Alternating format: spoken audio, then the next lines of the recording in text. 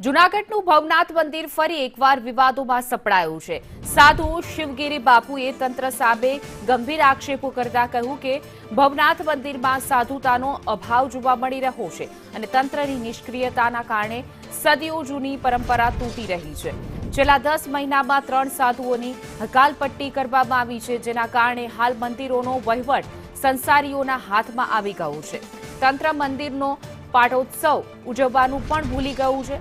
હાલ સમગ્ર મંદિરનો વહીવટ પ્રાંત અધિકારી હસ્તક છે।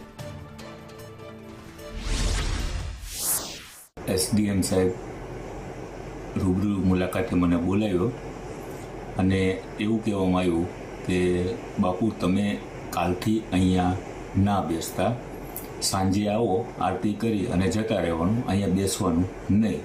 મારી અગાઉ પણ એક સાધુની અકાલપટ્ટી એવી રીતના કરવામાં આવી હતી, જેના પર કોઈ કારણ બતાવવામાં નથી આવ્યું।